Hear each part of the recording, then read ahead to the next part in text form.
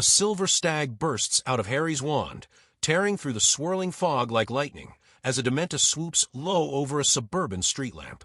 The neighborhood is dim, silent, and then electrified. The creature disintegrates in the glow of the Patronus, casting sharp reflections in puddles and glasses dropped on the asphalt. Inside Hogwarts, a pale pink sleeve extends gently, too gently, across a student's desk. Dolores Umbridge smiles like a porcelain doll dipped in syrup as she presses a blood quill into Harry's hand. I Must Not Tell Lies carves itself onto his skin, bead by bead. It's not a punishment, it's a ritual. The sugar coat peels slowly into something venomous. At the heart of the Ministry of Magic, fire explodes in slow motion from Dumbledore's wand as water spins violently in the air like a cyclone. Voldemort's face flickers through shards of shattered glass, mirrored in the chaos. A duel isn't just a duel, it's a reckoning. And the entire wizarding world pauses to witness which myth will survive the collapse of the illusion. Fifth year begins with Harry on trial, literally.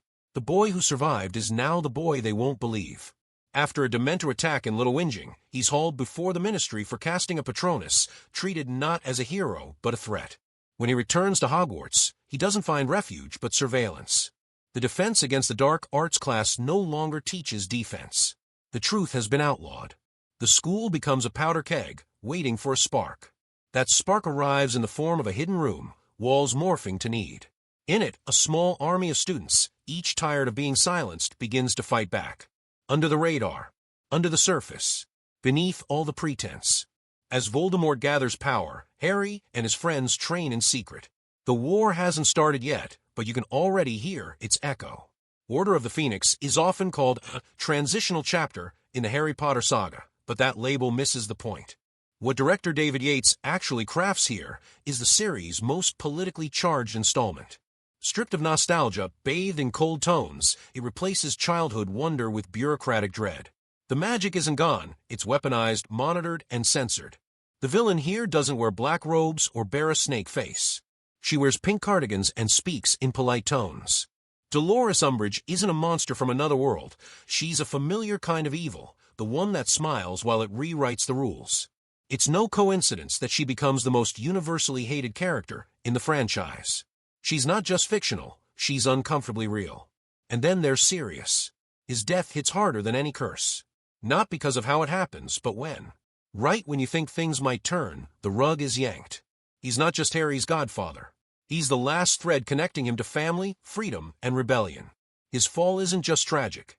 It's a shift in the axis of this entire world. But beneath the grief and rebellion, there's a mystery few talk about. A missing scene, nearly 6 minutes long, cut from the final version. In it, Umbridge cites obscure Ministry decrees to justify her rule, revealing that Fudge had defunded magical security long before Voldemort's return. Production sources claimed the scene was removed for being too political. What if it hadn't been? Would we see her not as a rogue agent, but a symptom of a system already rotting from within? Somewhere, that footage still exists. Maybe buried in studio archives. Maybe destroyed. Or maybe withheld. This video is about that silence. And everything the film didn't say out loud. When David Yates stepped in to direct Harry Potter and the Order of the Phoenix, he wasn't the obvious choice. At the time, he was mostly known for his work in British television dramas, particularly politically charged projects like State of Play. But that's exactly why Warner Brothers picked him. They weren't just continuing a fantasy series, they were about to navigate the darkest, most politically volatile chapter of the franchise. What the producers needed wasn't a spectacle builder. They had Alfonso Cuarón and Mike Newell for that. What they needed was someone who understood systems. Someone who could show how oppression doesn't arrive with fanfare, it seeps impolitely. Yates brought with him cinematographer Slavomir Žižek, who had worked with Kieślowski on Blue and The Double Life of Veronique. Together, they drenched the film in icy blues and sickly greens, trading the warm candlelight of earlier films for institutional coldness. The aesthetic was less wizard school and more state surveillance. You can feel it in the framing. Tight shots, asymmetrical compositions, lingering hallway glances. Hogwarts doesn't feel like home anymore. It feels like it's watching you back. That visual shift aligned with a deeper structural one behind the scenes. Steve Kailovs, who had adapted every Potter script up to that point, stepped away for this film.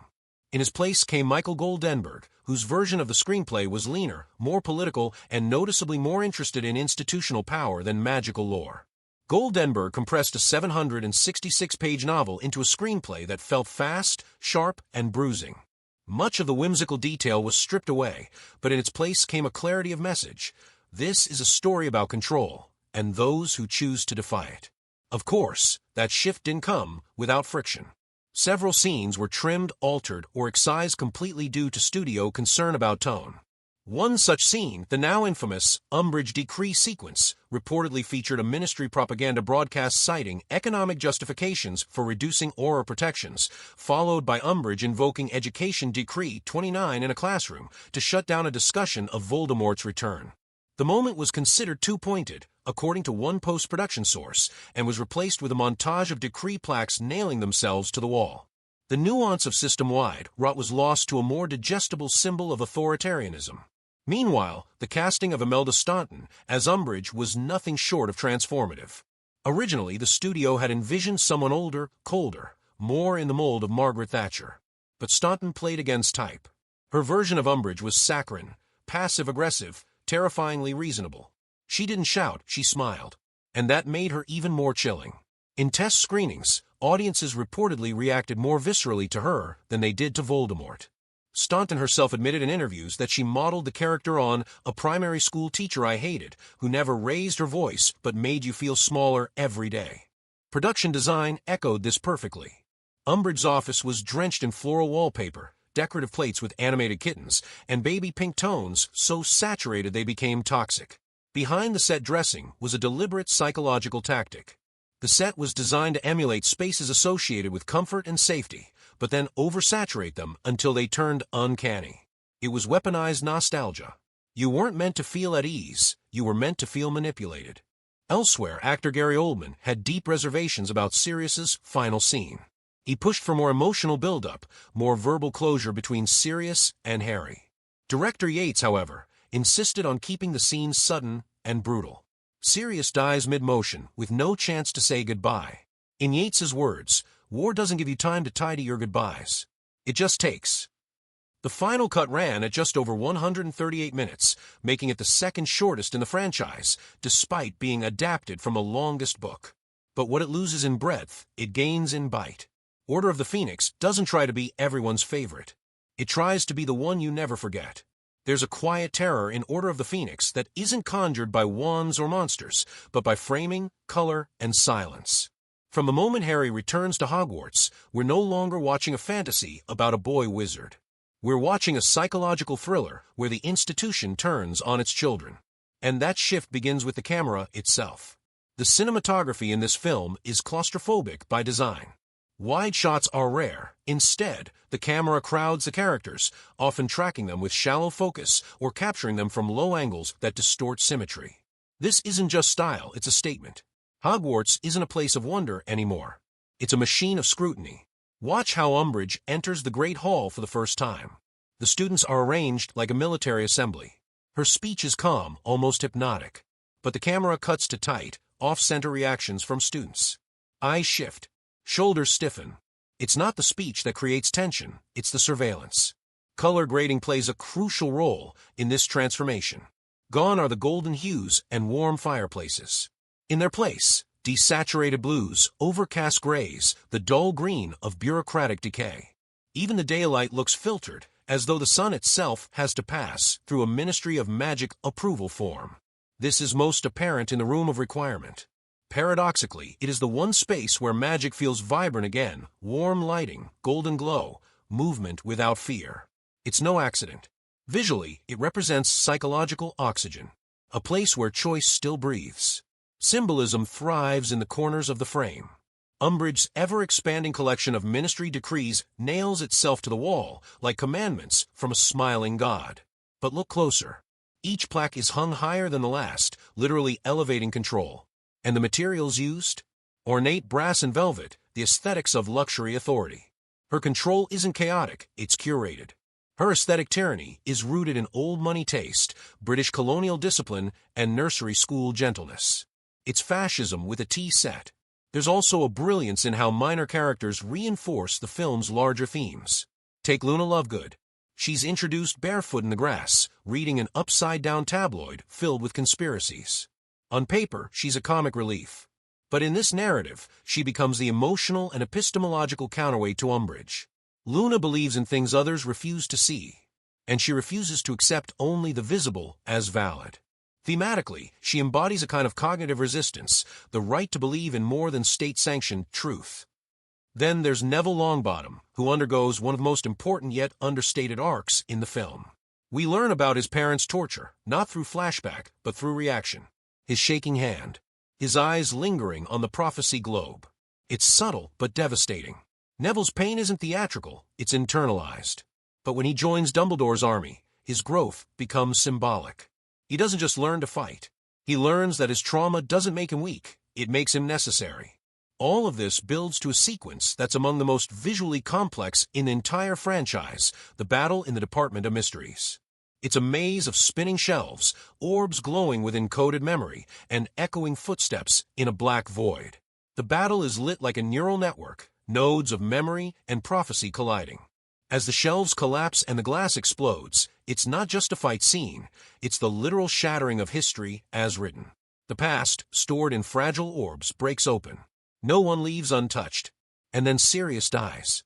Not in a blaze of glory, not with a final line.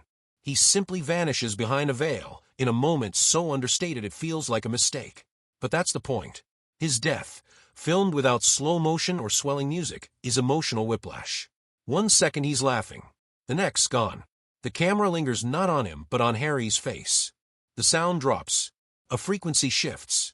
The film is telling you, this is what real grief feels like, not grandiose, just wrong. Another masterstroke is the final duel between Dumbledore and Voldemort. It's magic, yes, but also metaphor. Dumbledore represents institutional wisdom, command of the elements, discipline through restraint. Voldemort is raw force, venom, chaos in form. The fight isn't just physical, it's philosophical. And when Voldemort tries to possess Harry, it becomes psychological. In that moment, Harry wins not by casting a spell, but by remembering love, friendship, grief, emotion. Things Voldemort sees as weaknesses become Harry's defense. It's the only moment in the series where feeling something literally saves the world. Even the score plays into these themes. Composer Nicholas Hooper uses recurring motifs of uncertainty, piano trills that never resolve, string patterns that circle rather than climb. It's a soundscape of delay and unease. The music isn't telling you what to feel, it's telling you something is off. That's rare in blockbuster cinema. But perhaps the most haunting visual in the entire film is one you may not even notice the first time, Umbridge's wall of plates. Each one holds a moving cat, sweet, innocent, looping in endless play. But over the course of the film, as her power grows, the cats move less. Their eyes track you. Their meows become less playful. Eventually, one cat stares directly into the camera, still, silent. That, more than any duel or spell, is the soul of this movie, the moment innocence learns to surveil. Order of the Phoenix isn't just about what's shown, it's about how and when it's shown. The film's narrative structure may appear linear on the surface, but under the hood, it's engineered like a pressure cooker.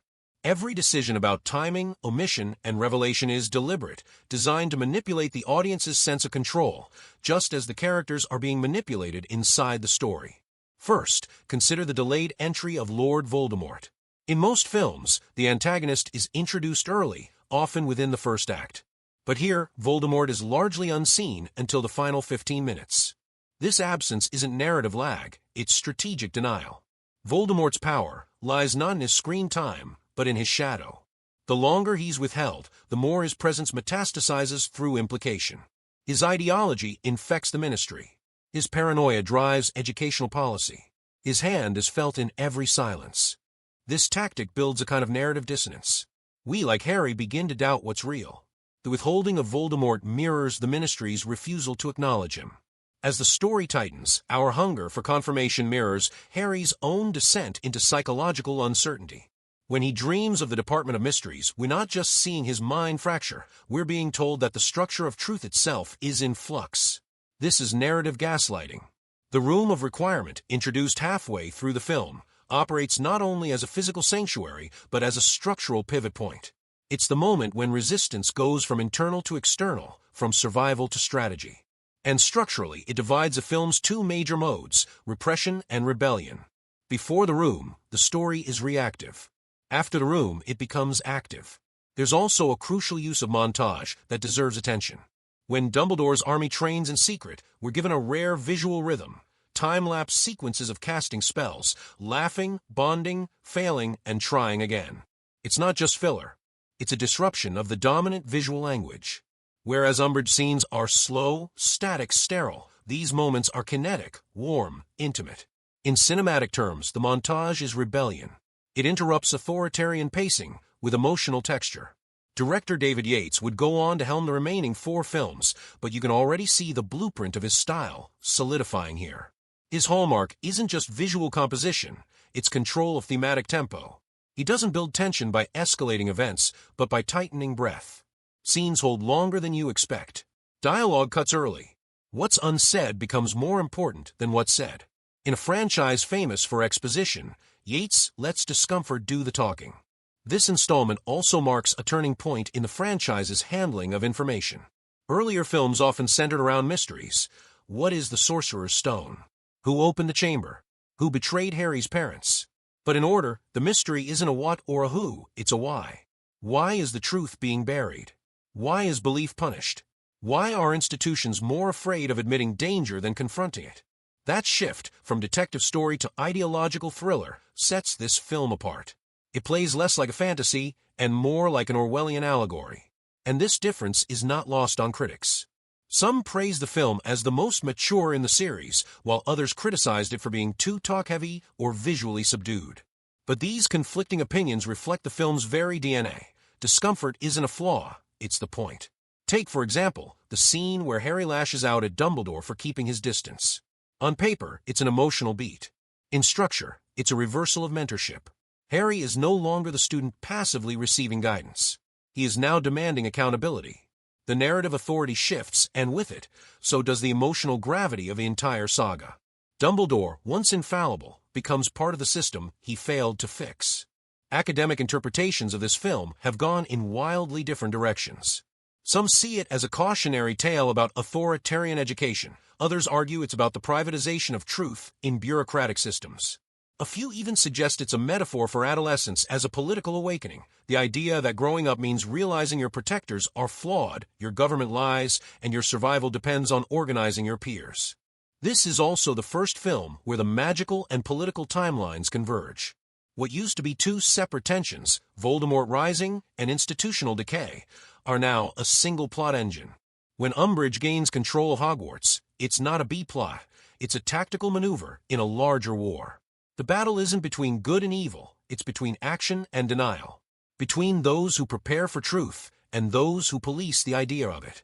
The use of prophecy in this film adds yet another narrative layer. We're told that Harry and Voldemort are linked, that neither can live while the other survives. But the prophecy isn't shown until nearly the end, and even then, it's shrouded in smoke and whispers. By positioning this as the climax rather than the starting point, the film critiques the very idea of fate. It asks, if a prophecy is true, does it justify the actions taken because of it? Or does belief in prophecy create the very path it foretells? That ambiguity is never resolved. And that's rare. In a franchise known for answers, Order of the Phoenix is brave enough to leave you with questions.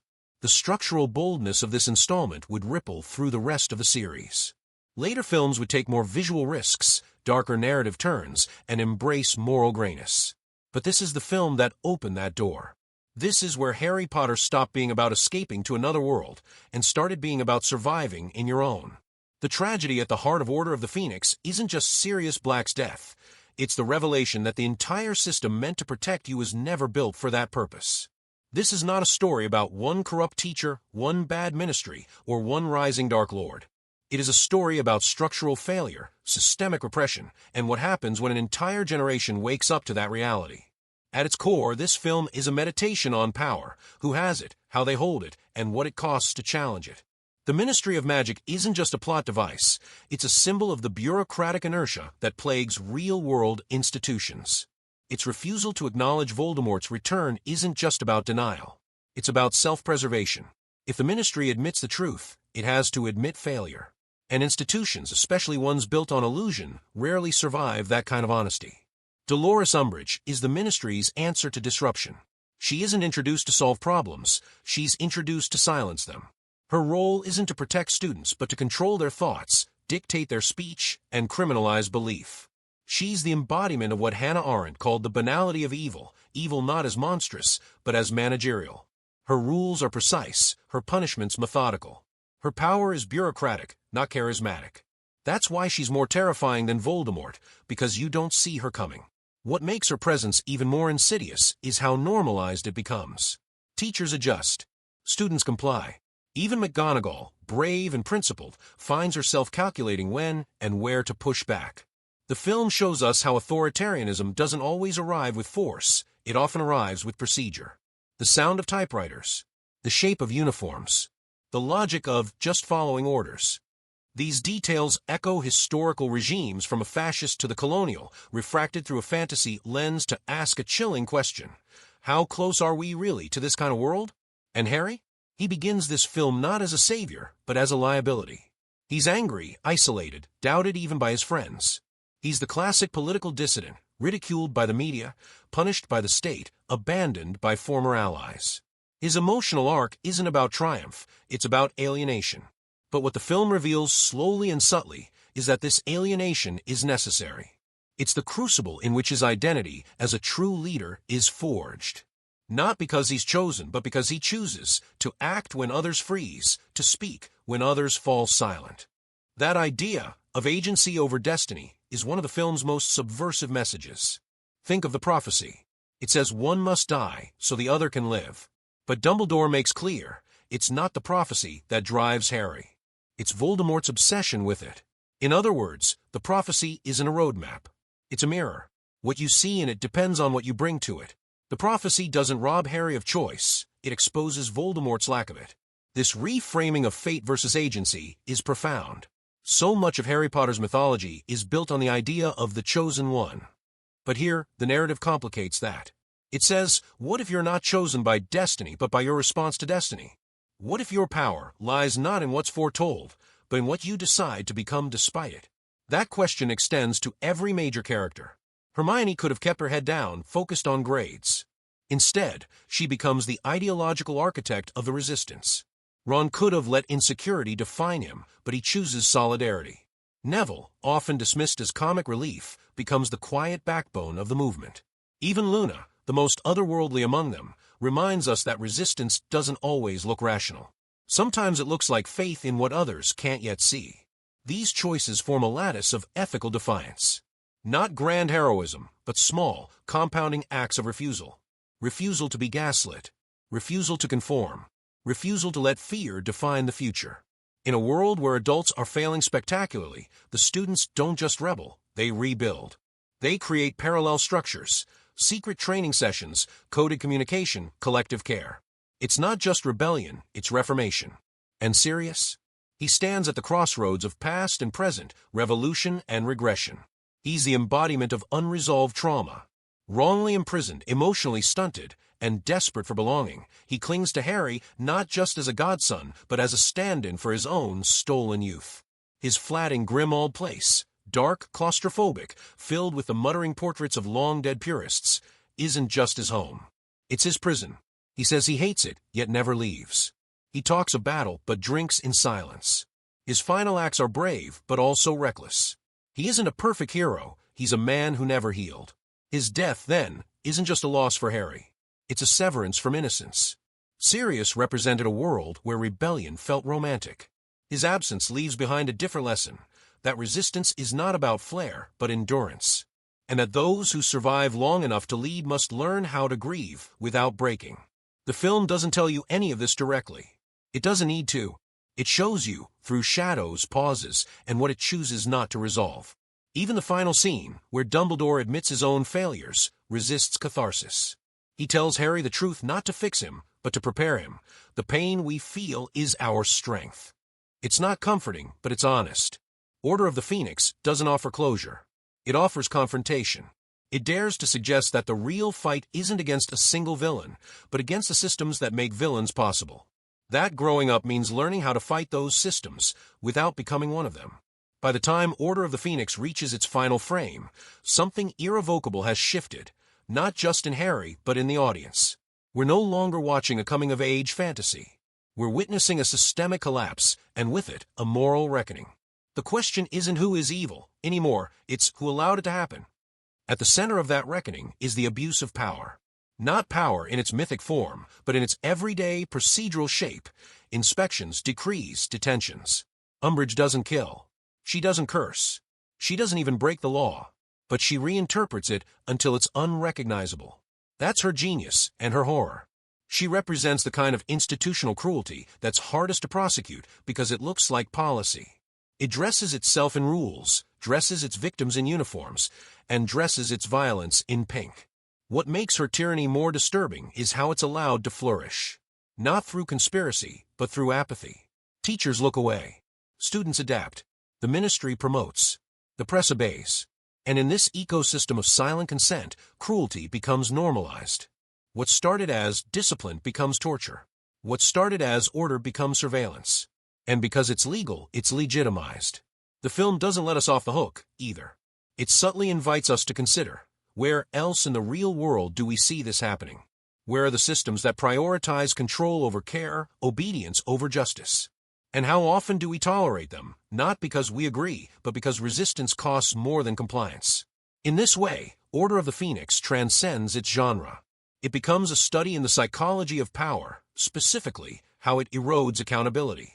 The Ministry's decision to smear Dumbledore and Harry isn't about truth, it's about control. They don't fear Voldemort because of what he's done. They fear the admission that he exists. Because to admit, that is to admit they were wrong. And for power structures built on infallibility, being wrong is the one thing they cannot survive. This is why Fudge ultimately falls, not to revolution but to reality. When Voldemort appears in the Ministry atrium, there's no battle left to fight. Just a silence so loud it becomes deafening. The truth doesn't need defenders anymore, it announces itself.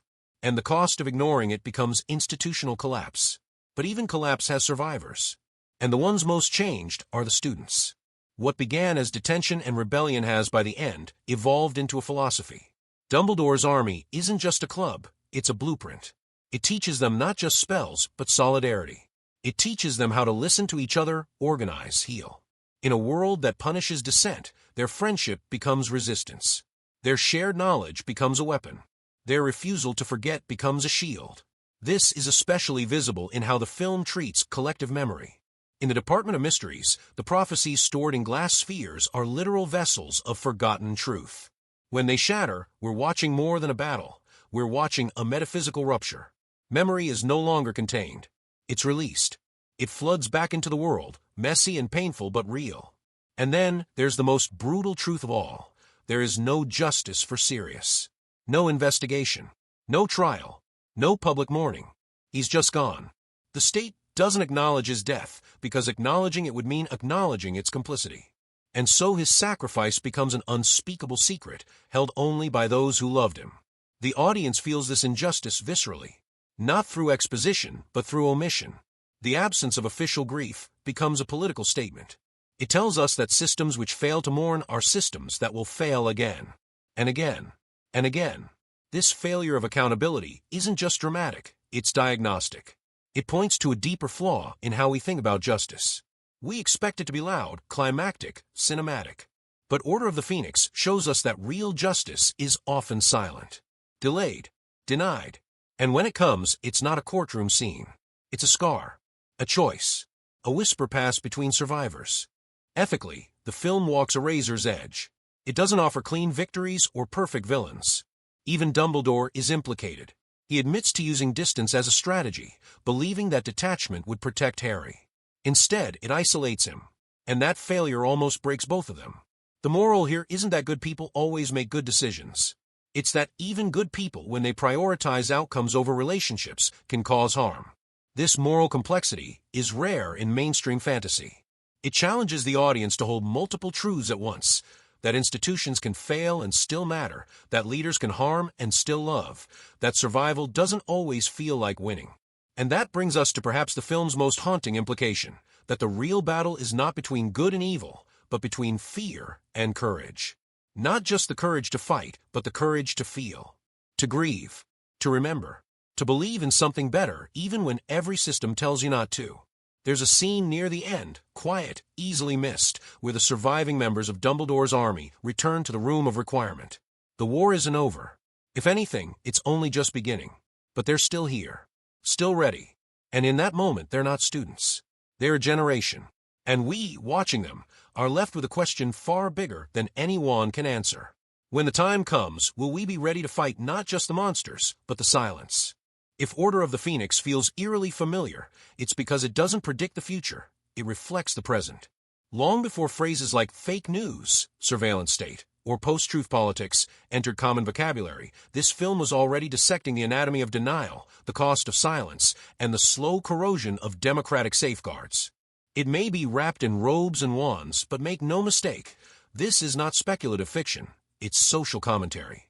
At the center of that commentary is the Ministry of Magic's media strategy. Rather than confront the threat of Voldemort, the Ministry embarks on a campaign of disinformation, turning Harry into a tabloid villain. He is framed as unstable, delusional, dangerous, not because he's done anything wrong, but because his truth is inconvenient. Sound familiar? This is how modern institutions often respond to whistleblowers and dissenters. Instead of addressing the substance of the warning, they attack the credibility of the messenger. From government cover-ups to corporate scandals, the playbook remains tragically consistent. Control the narrative, discredit the voice, and delay the reckoning. What makes Order so unsettling is that it doesn't exaggerate this process, it mirrors it. And then there's Umbridge. She isn't just a character, she's a template. Her pastel authoritarianism is built from 1,000 real-world precedents, censorship masquerading as order, punishment framed as discipline, and tyranny enforced through bureaucratic rituals. Her toolkit includes surveillance, psychological manipulation, and the weaponization of public policy. She's not Voldemort, and that's the point. Her evil is not mythic. It's procedural, and in that way, it's far more dangerous. In the years since the film's release, we've watched versions of Umbridge emerge in real institutions, school boards banning books, politicians rewriting curriculums, corporations filtering speech with algorithmic bias. These aren't fantasy plot points. These are present-day battlefields over truth, education, and memory. And if you've ever felt like you're living in a world where the rules are shifting faster than you can track them, this film understands that feeling better than most realistic dramas ever could. The Room of Requirement becomes, in this context, a metaphor for subculture and safe haven. In authoritarian environments, real or imagined, freedom doesn't die in flames, it goes underground.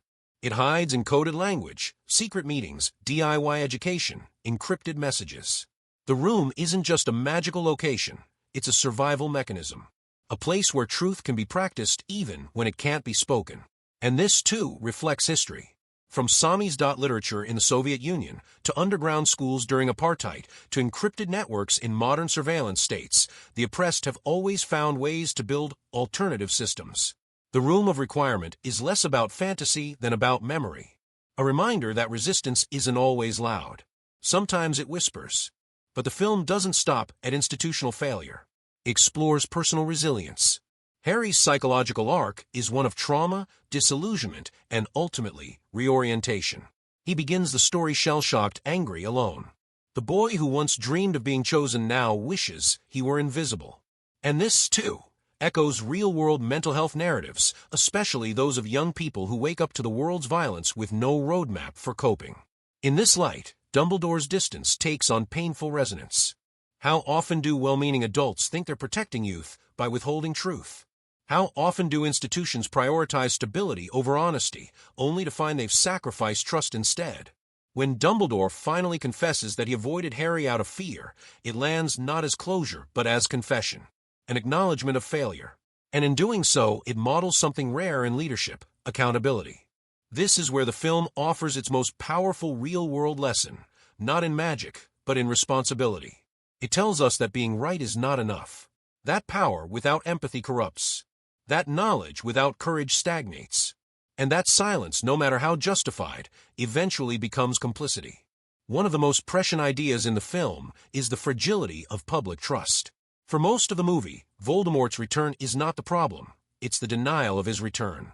The longer the Ministry clings to its illusion of control, the more unprepared it becomes. By the time the truth breaks through, it's not with a bang, it's with a void. A crisis of credibility. A system so busy pretending nothing's wrong that it forgets how to respond when something is. We see this dynamic again and again in real life. From environmental denialism to public health failures, societies often treat truth as a threat to stability rather than its foundation. Order of the Phoenix challenges that logic. It shows that the longer you delay the truth, the more violent its return becomes. That denial doesn't prevent panic, it just postpones the explosion. And perhaps most importantly, the film captures the emotional toll of living in such a world. Grief is not just a theme, it's a landscape. Sirius's death, Harry's isolation, Cho's heartbreak, even Luna's quiet acceptance of loss. All of these threads combine to depict a society unraveling not just politically, but spiritually. A world where hope is rationed, and where resilience becomes a form of rebellion. This emotional realism is what grounds the fantasy. It tells young viewers that fear, anger, confusion, these are not signs of weakness. They are valid responses to invalid conditions. And that feeling lost does not make you powerless. It makes you awake. This is where the story transcends a screen and becomes a toolkit. Not a spells, but a strategies. Organize, protect each other, question authority, preserve memory, resist normalization. These are not magical solutions. They are human ones. And they are the only kind that work. In the end, the film doesn't offer a happy ending. It offers something more useful: preparedness. A generation that no longer trusts the system to save them, but learns to save each other. And in that, perhaps, lies the most powerful magic of all. The cultural aftershocks of Order of the Phoenix are far from over. More than a decade after its release, the film continues to inspire, provoke, and mutate across fan communities, academic journals, political protests, and digital subcultures. Unlike some entries in the franchise that drift into nostalgia, this one has aged forward. It's not just relevant, it's increasingly prophetic. One of the clearest signs of its staying power is how Umbridge has transcended the screen. Her name is now a meme, shorthand for a particular brand of institutional cruelty. You'll find "Don't be an Umbridge" signs in classrooms. Editorials comparing real-world politicians to her circulate during election seasons. Cosplayers at comic conventions intentionally add blood quills or pink kitten plates as satirical accessories. She has become more than a character, she's a cautionary archetype. And that's not accidental. Fan culture has treated Order of the Phoenix less like a movie and more like a code book.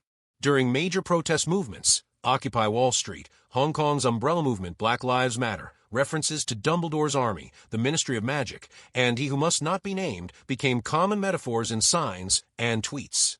The Room of Requirement was invoked as a symbol of underground resistance, and Umbridge decrees were turned into protest placards mocking real-life policy overreach.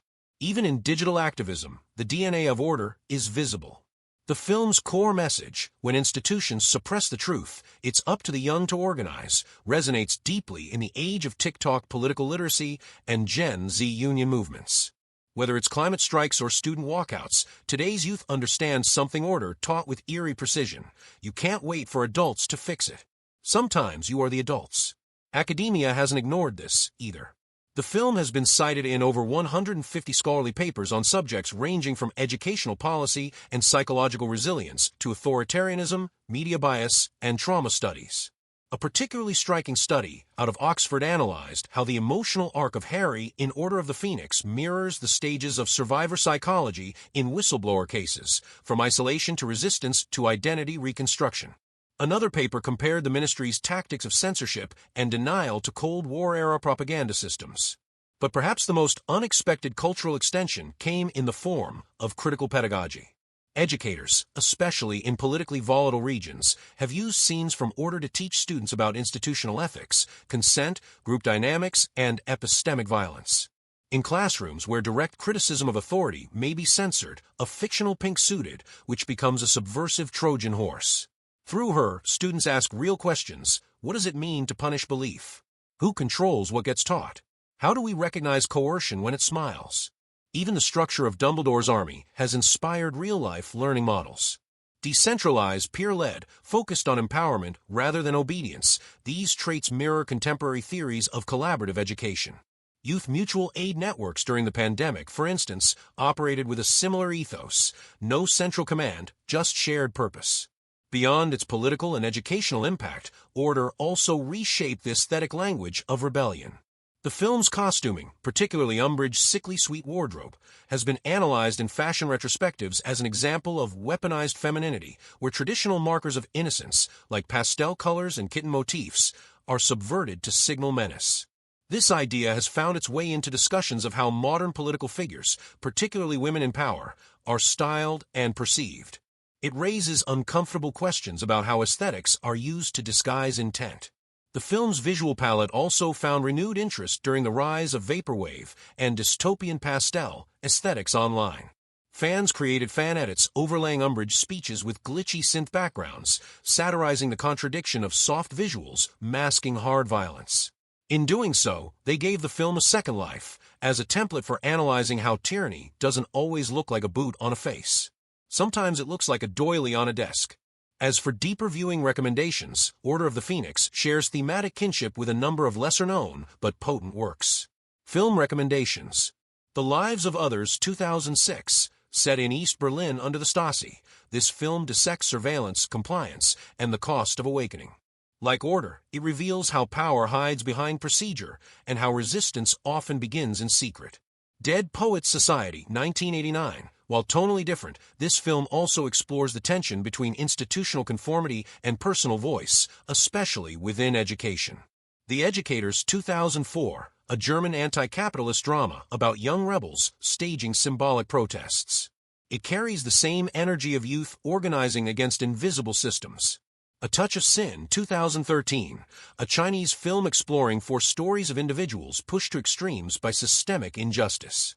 It lacks the fantasy frame, but the emotional rage and moral paralysis are strikingly familiar. Book recommendations: Discipline and Punish by Michel Foucault. This foundational text on surveillance, normalization, and institutional control feels almost tailor-made for analyzing Umbridge's Hogwarts. Pedagogy of the Oppressed by Paulo Freire offers a radical vision of education as a liberatory act, echoing the purpose behind Dumbledore's army.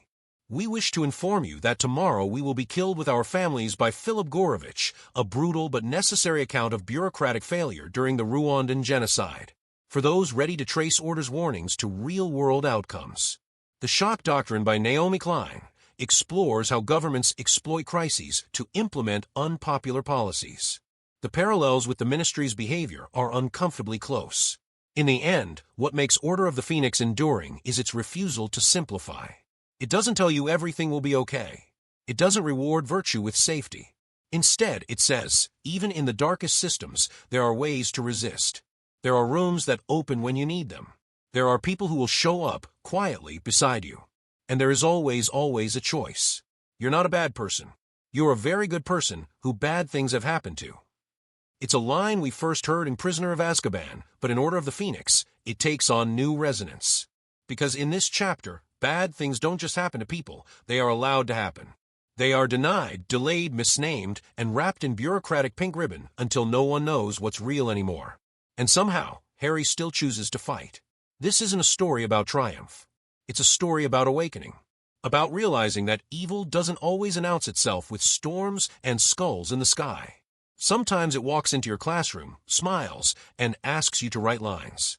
By the end of Order of the Phoenix, Harry has lost his godfather, the school has nearly fallen, the government has been publicly shamed, and the prophecy offers no comfort, only inevitability. And yet, he stands. Tired, haunted, changed, but still willing to resist. Not because he wants to be a hero, but because he's already lived through what happens when no one stands up. If we rewrote the ending, say Sirius survives, the Ministry reforms instantly, and Harry is embraced as a hero, would the story be more satisfying? Maybe, but wouldn't be more honest. Because that's not how power works. That's not how loss works. And that's not how resistance is born. Real resistance, as this film quietly insists, is forged not in glory, but in grief. Not in prophecy, but in choice. If Harry had chosen to believe the system, to stay quiet, to suppress his doubts, he might have been safer. But he would have been lost. Instead, he chooses the harder path, to feel everything, to risk everything, to see everything. That's the real magic here. Not the spells, not the flying, not even the Patronus. The real magic is clarity.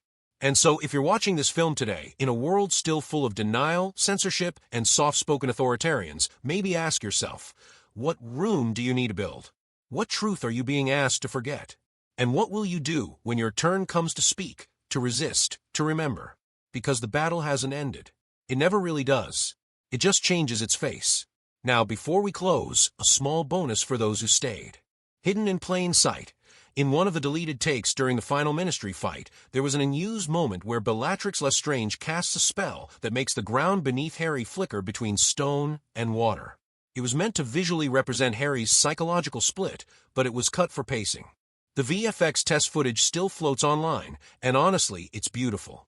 It's one of those glimpses into how deep the filmmakers were willing to go, thematically and symbolically, even if most of it never made the final cut.